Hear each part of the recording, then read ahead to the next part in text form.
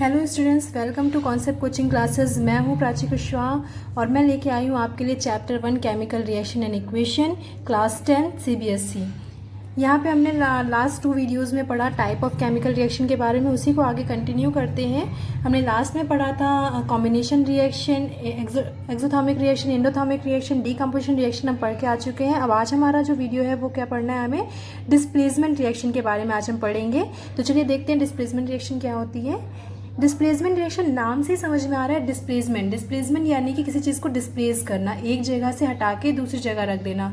तो यहाँ पर डिस्प्लेसमेंट जो है वो क्या होता है कि जो मोर रिएक्टिव एलिमेंट होता है, जो मोर पावरफुल एलिमेंट होता है, वो क्या होता है, अपने से लेस पावरफुल एलिमेंट को उसकी जगह से हटाकर खुद अपना उस जगह पर जाके बैठ जाता है। यानी क्या करता है, जैसे कि क्लास में जब मोर पावरफुल कोई इंसान होता है तो वो क्या करता है, वो आता है और लेस पावरफुल इंसान को कहता है कि आप हटो यहाँ से, और खुद जाके वहाँ पे बैठ जाता है। तो उसी तरह से जो मोस्ट पावरफुल जो लोग होते हैं वो क्या करते हैं, लेस पावरफुल इंसान को हटा के खुद उस जगह पर बैठ जाते हैं। तो यहाँ पर भी वही हो रहा है कि जो मोस्ट पावरफुल एलिमेंट है वो खुद आता है और यहाँ पर आके, जैसे कि आप यहाँ पे एग्जाम्पल देखिए कि एग्जाम्पल में क्या कह रहा है कि जिंक है। तो ये जो जिंक है ये मोस्ट पावरफुल है और ये क्या कहता है, Fe जो है वो लेस पावरफुल है। अब आपको ये कैसे समझ में आएगा कि जिंक ज़्यादा पावरफुल है, Fe लेस पावरफुल है? तो ये रिएक्टिविटी सीरीज होती है, मेटल्स की एक रिएक्टिविटी सीरीज होती है जिनमें जो जिंक मेटल है वो हमारा ऊपर होता है जबकि फेरस जो है वो नीचे होता है। यानी जिंक ज़्यादा पावरफुल होता है और फेरस कम पावरफुल होता है। वो रिएक्टिविटी सीरीज में अभी आपको बता दूंगी। बाकी उसके बारे में डीपली जो पढ़ना है वो तो आपको चैप्टर 3 में पढ़ना है, बट यहाँ पर आपका कुछ यूज़ हो रहा है इसलिए मैं रिएक्टिविटी सीरीज आपको भी बताऊंगी। तो रिएक्टिविटी सीरीज के अकॉर्डिंग जिंक जो है वो मोस्ट पावरफुल है एंड फेरस जो है वो लेस पावरफुल है। तो जिंक क्या करता है, जिंक क्योंकि ज़्यादा पावरफुल है तो जिंक जो है वो आता है और क्या करता है, जब हम जिंक की किसी भी रॉड को फेरस सल्फेट के सॉल्यूशन में डालते हैं तो वो क्या करता है, इस फेरस सल्फेट सॉल्यूशन में खुद फेरस की जगह आ जाता है और इसको कहता है कि तुम यहाँ से हट जाओ, और खुद यहाँ पर आ जाता है। तो इस तरह से वो जिंक सल्फेट बना लेता है, फेरस को साइड कर देता है। तो जिंक क्योंकि मोस्ट पावरफुल था तो उसने क्या किया, फेरस के पास आया, फेरस सल्फेट के पास आया और फेरस को इसमें से डिस्प्लेस कर दिया और खुद अपनी जगह बना लिया। इसलिए इस रिएक्शन को हम लोग डिस्प्लेसमेंट रिएक्शन कहते हैं। देखिए जिंक मोर रिएक्टिव है और Fe लेस रिएक्टिव है, इसीलिए जिंक है उसने क्या किया, Fe को यहाँ से डिस्प्लेस कर दिया और खुद अपनी यहाँ पर जगह बना लिया। चलिए इसकी डेफिनेशन देख लेते हैं। तो डेफिनेशन क्या होती है, a reaction in which a more active element displace less active element from its salt solution is called displacement reaction. Okay, चलिए नेक्स्ट और एग्जांपल्स देख लेते हैं इसके। More example of displacement reaction क्या है, जिंक जब हमारा कॉपर सल्फेट के सॉल्यूशन में डाला जाता है तब वहाँ पे भी जिंक जो है वो कॉपर से भी ज़्यादा रिएक्टिव है, इसलिए वो क्या करता है, जिंक को उसमें से कॉपर को हटा के खुद अपनी जगह बना लेता है और कॉपर को डिस्प्लेस कर देता है। ऐसे ही फेरस जो है वो फेरस क्योंकि कॉपर से ज़्यादा रिएक्टिव है तो इसलिए क्या होता है कि फेरस कॉपर को डिस्प्लेस कर देता है। तो इस तरह से जो सीरीज बनती है, पहले हम सीरीज देख लेते हैं, देन हम इस पे आते हैं एग्जाम्पल पे तो हमें ज़्यादा समझ में आएगा। ये देखिए ये रिएक्टिविटी सीरीज है, ये एक लिस्ट होती है मेटल्स की जो कि अरेंज होती है in the order of decreasing reactivity, यानी रिएक्टिविटी के डिक्रीज लेवल में। तो सबसे मोस्ट रिएक्टिव जो होता है पोटेशियम होता है, जबकि जो सबसे लेस रिएक्टिव होता है वो आपका गोल्ड होता है। और आपको पता भी है कि गोल्ड लेस रिएक्टिव होता है, इसीलिए जो गोल्ड की ज्वेलरीज होती हैं, जो गोल्ड के ऑर्नामेंट्स होते हैं, उनके ऊपर कोई भी इफेक्ट नहीं पड़ता। अगर उसको एयर में रख दिया जाए तो वो जल्दी काले नहीं पड़ते हैं। गोल्ड के ऊपर बहुत लेस रिएक्शन होती है क्योंकि बहुत लेस रिएक्टिव होते हैं, इसलिए वो जल्दी रिएक्ट नहीं करते, इसलिए गोल्ड वैसा का वैसा ही बना रहता है। बहुत टाइम इंटरवल के बाद उसमें थोड़ी सी ब्लैकनेस आ जाती है, बट और मेटल्स के अकॉर्डिंग उनके कंपैरिजन में गोल्ड जो है वो लेस रिएक्टिव होता है। वहीं आप देखोगे सिल्वर उससे थोड़ा सा ज़्यादा रिएक्टिव होता है, इसलिए सिल्वर की जो ज्वेलरीज होती हैं वो शुरुआत में तो आपकी चमकती रहती है, लेकिन उसके बाद धीरे धीरे उसके ऊपर ग्रे कलर की लेयर जम जाती है। कॉपर, आपको पता है कि कॉपर के बर्तन जो हम शुरू में लेके आते हैं तो वो काफ़ी चमकते हुए होते हैं, शाइनी होते हैं, बट धीरे धीरे उनके ऊपर क्या होती है, एक लेयर जम जाती है और वो हल्के से ग्रीनिश कलर के हो जाते हैं। ये सारी चीज़ें जो होती हैं ये इनके रिएक्शन के कारण होती है, क्योंकि ये ज़्यादा रिएक्टिव होते हैं इन सब से, इसीलिए ये क्या होते हैं और ज़्यादा रिएक्ट कर जाते हैं। ऐसे धीरे धीरे चलते हुए जब हम पोटेशियम और सोडियम पे आते हैं तो पोटेशियम सोडियम तो इतने ज़्यादा रिएक्टिव होते हैं कि इन्हें हम अगर एयर में खुला रख दें तो ये तुरंत आग पकड़ लेते हैं, इसीलिए इन्हें हमेशा केरोसिन ऑयल में डुबो के रखा जाता है। ये सारी चीज़ें हम मेटल नॉन मेटल चैप्टर में, आपके 3rd चैप्टर में पढ़ेंगे। फिलहाल हम यहाँ पर देखते हैं कि डिस्प्लेसमेंट रिएक्शन के लिए किसी भी मेटल को दूसरी मेटल से हाईली रिएक्टिव होना चाहिए। जैसे अभी हमने एग्जांपल लिया था जिंक और Fe का, यानी आयरन का। जिंक और आयरन में देखिए तो जिंक हमारा मोस्ट रिएक्टिव होता है, आयरन लेस रिएक्टिव होता है, इसीलिए जिंक ने क्या किया था, इसीलिए यहाँ पर आपके जिंक ने फेरस को डिस्प्लेस कर दिया था और खुद अपनी जगह बना लिया था, क्योंकि जिंक जो है वो ज़्यादा रिएक्टिव है। वहीं अगर इसका जस्ट अपोजिट करना होता, हमें अपोजिट करते यानी FeSO4 में से, यानी इसका हम जस्ट अपोजिट करते कि Fe आता और जिंक को हटा देता, तो ये पॉसिबल नहीं है, क्योंकि Fe तो बेचारा कमज़ोर है, तो वो कैसे इसको हटा सकता है। तो आपसे ये भी क्वेश्चन पूछा जा सकता है, इसका अपोजिट करके आपको दे दे और पूछ ले आपसे कि क्या ये रिएक्शन पॉसिबल है या नहीं, तो आपको ये बोलना होगा कि क्योंकि Fe जो है वो लेस रिएक्टिव है और जिंक जो है मोर रिएक्टिव है, तो इसका अपोजिट जो है वो पॉसिबल नहीं है। वहीं देखिए जो आपका जिंक है, कॉपर से, कॉपर तो बहुत लेस रिएक्टिव है, जिंक से भी लेस रिएक्टिव है, Fe से भी लेस रिएक्टिव है और लेड से भी लेस रिएक्टिव है, यानी जिंक, फेरस, लेड, इन तीनों से ये लेस रिएक्टिव है कॉपर। इसलिए क्या कर रहा था, तीनों ही यानी जिंक, Fe और लेड तीनों ही कॉपर को डिस्प्लेस कर दे रहे थे। तो यहाँ पे जो मैंने आपको रिएक्शन करवाई, यहाँ पर देखिए जिंक भी कॉपर को डिस्प्लेस कर दे रहा है, Fe भी कॉपर को डिस्प्लेस कर दे रहा है और लेड भी कॉपर को डिस्प्लेस कर दे रहा है, क्योंकि कॉपर काफ़ी नीचे है। लेकिन अगर हम कॉपर और सिल्वर की रिएक्शन कराएंगे तो कॉपर सिल्वर को डिस्प्लेस करेगा, क्योंकि देखिए सिल्वर कॉपर से भी नीचे है, देखिए है ना, सिल्वर कॉपर से भी नीचे है। अब देखिए इस रिएक्टिविटी सीरीज़ को थोड़ा सा रीड करने का क्या तरीका है, क्योंकि इन्हें लर्न करने के लिए एक ट्रिक है। Please stop calling me a careless zebra, instead try learning how copper saves gold. Please stop यानी potassium, sodium, calling me calcium, magnesium, aluminium, carbon, zinc, iron, try यानी टिन, लर्निंग का lead हो गया, hydrogen, copper, silver, gold. तो please stop calling मास careless zebra, instead try learning how copper saves gold. Okay, तो इस तरह से इसे लर्न करना होगा। चलिए, तो ये हो गया डिस्प्लेसमेंट रिएक्शन। देखिए इसमें किस तरह के क्वेश्चन पूछे जाते हैं। पहला क्वेश्चन तो आपसे डायरेक्टली यही पूछा जाता है कि what do you mean by displacement reaction, give 2 examples या 1 एग्जांपल, तो आप डायरेक्टली बता दोगे।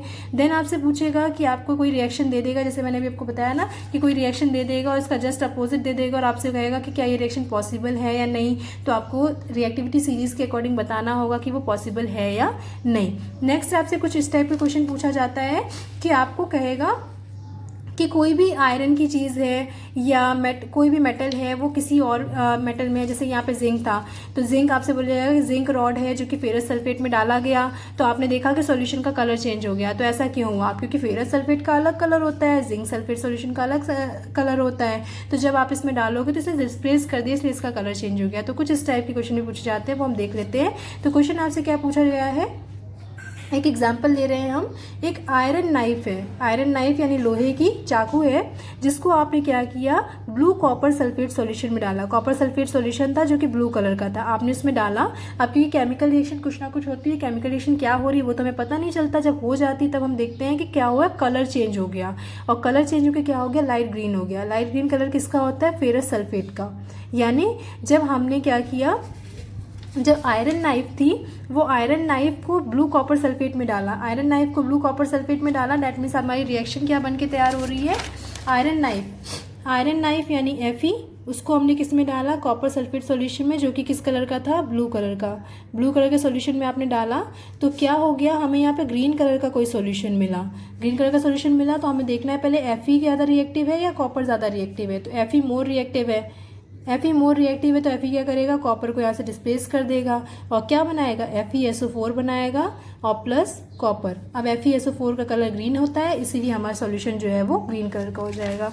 तो as we know from reactivity series, iron is more reactive. देखिए यहाँ पे आयरन मोर रिएक्टिव है कॉपर से, तो so it displace copper from copper sulphate solution and forms ferrous sulphate which is light green in colour. अब ferrous sulphate green colour होता है, इसलिए ग्रीन कलर का आपको सॉल्यूशन मिल जाता है। क्लियर हो रहा है इस टाइप का क्वेश्चन।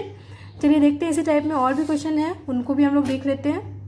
हाँ, एक क्वेश्चन ये है, a copper coin is kept in a solution of silver nitrate. एक कॉपर कॉइन है, एक कॉपर का सिक्का है जिसको हमने सिल्वर नाइट्रेट सॉल्यूशन में डाल दिया, सम टाइम के लिए डाल के छोड़ दिया। अब बताइए कि कॉइन के ऊपर क्या असर हुआ और उसका कलर चेंज हुआ या नहीं। तो चलिए देखते हैं।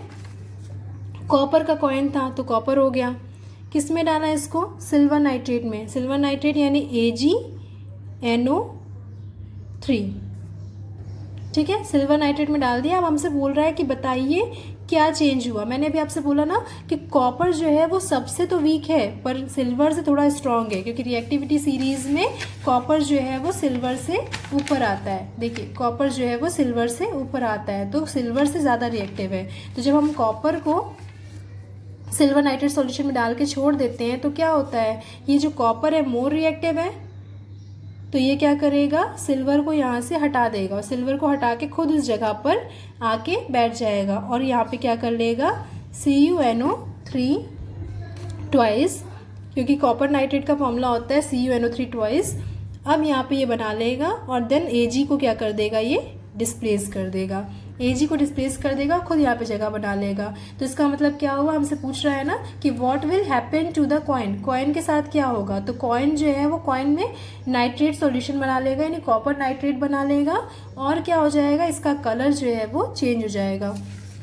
तो देखिए we know that copper is more reactive than silver, so it will displace silver from its solution and solution will turn blue. क्यों ब्लू क्यों हो जाएगा, क्योंकि कॉपर है, कॉपर का कलर ब्लू होता है, अभी हमने देखा था। तो कॉपर की वजह से इसका सॉल्यूशन कलर ब्लू हो जाएगा और क्या होगा कॉइन के साथ, तो कॉइन क्या हो जाएगा, कॉपर नाइट्रेट बन जाएगा। ठीक है, फॉर्मेशन हो जाएगा। ओके, तो ये क्लियर हो रहा है आपको। तो इस तरह से डिस्प्लेसमेंट रिएक्शन में जिस टाइप के क्वेश्चन पूछे जाएंगे वो आप कर लोगे। डिस्प्लेसमेंट रिएक्शन में इसी टाइप के क्वेश्चन पूछे जाएंगे, डायरेक्ट नहीं तो इक्वेशन बेस्ड और नहीं तो इस टाइप के रीजन बेस्ड क्वेश्चन पूछे जाएंगे, और आई होप कि आप ये कर लोगे। तो चलिए अब हम नेक्स्ट आगे बढ़ते हैं। आई होप कि आपको समझ में आ गया होगा। तो हम नेक्स्ट रिएक्शन देखते हैं। रिएक्शन क्या है, precipitation reaction.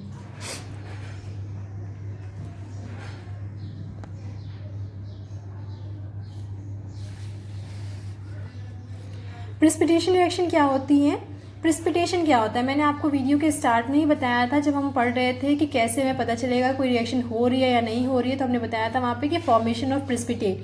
Formation of precipitate का मतलब क्या होता है, प्रिसिपिटेट का बनना, यानी प्रिसिपिटेट होता क्या है कि जब हम किसी कोई दो रिएक्टेंट को मिक्स करते हैं या कोई केमिकल रिएक्शन करते हैं, तो अगर हमें कोई पाउडरी सब्सटेंस बनके तैयार हो जाता है जो कि इनसॉल्युबल होता है, सॉल्युबल नहीं होता है, इस वजह से वो बॉटम पे जाके बैठ जाता है, तो उसे हम प्रिसिपिटेट कहते हैं, और ऐसे रिएक्शन को प्रिसिपिटेशन रिएक्शन कहते हैं। व्हेन टू रिएक्टेंट रिएक्ट, जब दो रिएक्टेंट रिएक्ट करते हैं और प्रोडक्ट बनाते हैं, लेकिन जो प्रोडक्ट बनता है वो कैसा होता है, इनसॉल्युबल होता है, और एज अ सॉलिड वो नीचे बॉटम पे जाके सेटल हो जाता है। तो ऐसे चीज़ को हम क्या बोलते हैं, इस पाउडर को प्रिसिपिटेट बोलते हैं, और इस रिएक्शन को जिसमें प्रिसिपिटेट बनता है उसको हम प्रिसिपिटेशन रिएक्शन बनते हैं। क्लियर हो रहा है, यानी जब हमने दो रिएक्टेंट लिया, ये दोनों रिएक्टेंट जैसे यही है, ये दो रिएक्टेंट लिया हमने, और इन दोनों रिएक्टेंट को हमने क्या किया, ये दोनों रिएक्टेंट हमारे रिएक्ट होते हैं, और रिएक्ट होने के बाद एक जो प्रोडक्ट बनाएगी वो प्रोडक्ट कैसा बनाते हैं, वो प्रोडक्ट ऐसा बने कि वो जो है हमारा सॉल्व ना हो, सॉल्यूशन में मिक्सअप ना हो, और एक सेटलमेंट के फॉर्म में नीचे जाके बॉटम में पाउडरी फॉर्म में बैठ जाए। तो इस पाउडर फॉर्म को हम प्रिसिपिटेट बोलते हैं, एंड दिस रिएक्शन को प्रिसिपिटेशन रिएक्शन बोलते हैं। यहाँ पर आपको एक एग्जाम्पल दे रहे हैं, when aqueous solution of sodium sulphate is mixed with the aqueous solution of barium chloride, barium sulfate comes in the form of white precipitate. Aqueous solution of sodium sulfate, sodium sulfate है ये, इसका aqueous solution। aqueous solution क्या होता है, aqueous का मतलब होता है aqua यानी वाटर, एक्वा यानी वाटर, एक्वा प्योरीफायर सुना है ना, एक्वा यानी वाटर। तो जब हम सोडियम सल्फेट को वाटर में मिक्स करते हैं तो उस सॉल्यूशन को क्या बोलेंगे, एक्वस सॉल्यूशन। यानी कभी भी अगर हमने जो सॉल्यूशन बनाया वो वाटर में बनाया, यानी जो हमारा सॉल्वेंट होता है, तो सॉल्वेंट अगर हमारा वाटर है तो हमारा वो सॉल्यूशन क्या कहलाएगा, एक्वस सॉल्यूशन कहलाएगा। ये सब हमने 9th क्लास में सॉल्यूशन वाले चैप्टर में पढ़ा था। तो एक्वस सॉल्यूशन कहलाएगा। और हमने क्या लिया, इसको सोडियम सल्फेट का एक्वस सॉल्यूशन लिया, उसको बेरियम क्लोराइड के एक्वस सॉल्यूशन में, यानी ये भी बेरियम क्लोराइड भी क्या है, एक एक्वस सॉल्यूशन है, इसके एक्वस सॉल्यूशन में हमने जब डाला तो देखा बेरियम सल्फेट जो है वो एक पाउडरी सब्सटेंस के फॉर्म में हमें मिलता है। तो इसका मतलब ये बेरियम सल्फेट क्या है, एक हमारा प्रिसिपिटेट बन रहा है, बेरियम सल्फेट जो है प्रिसिपिटेट बन रहा है, sodium sulphate, barium chloride, barium sulphate, sodium chloride. ठीक है, ऐसे ही आपकी नेक्स्ट इक्वेशन जो है, when aqueous solution of sodium chloride, sodium chloride का एक्वस सॉल्यूशन जब एक्वस सॉल्यूशन ऑफ AgNO3 यानी सिल्वर नाइट्रेट के साथ रिएक्ट करता है तो सिल्वर क्लोराइड हमें मिलकर तैयार होता है in the form of precipitate. यहाँ पे सिल्वर क्लोराइड प्रिसिपिटेट बन रहा है, सॉरी NaNO3 प्रिसिपिटेट नहीं है, सिल्वर क्लोराइड हमारा प्रिसिपिटेट है। ठीक है, और ये एक्वस सॉल्यूशन है, ये एक्वस सॉल्यूशन है। क्लियर हो रहा है आपको। तो ये तो थी प्रेसिपिटेशन रिएक्शन। प्रेसिपिटेशन के बाद हम पढ़ते हैं double displacement reaction. Double displacement reaction भी प्रेसिपिटेशन रिएक्शन के अंडर में ही आती है। जब डबल डिस्प्लेसमेंट होता है तो उसमें आपका प्रेसिपिटेशन भी हो सकता है। डबल डिस्प्लेसमेंट देखिए होता क्या है, जब हमारा डिस्प्लेसमेंट, देखिए हमने पढ़ा था ना डिस्प्लेसमेंट, यहाँ डबल डिस्प्लेसमेंट हो रहा है। यानी डिस्प्लेसमेंट में क्या हो रहा था, एक वहीं का वहीं था। डिस्प्लेसमेंट में क्या हो रहा था, एक वहीं का वहीं था, दूसरे में डिस्प्लेस होकर चला गया, यानी एफ जो है वो इसको हटा के यहाँ आ गया। डबल डिस्प्लेसमेंट में क्या होता है, इसमें से कुछ आयंस इसमें जाते हैं और इसके कुछ आयंस इसमें आते हैं, यानी दोनों एक दूसरे के साथ कंबाइंड शेयरिंग करते हैं। तो जब एक्सचेंज ऑफ आयन कंबाइंड दोनों तरफ से होता है तो ऐसा रिएक्शन क्या कहता है, डबल डिस्प्लेसमेंट। यानी ये इसको डिस्प्लेस करता है कुछ और इसका कोई आयन इसको डिस्प्लेस करता है।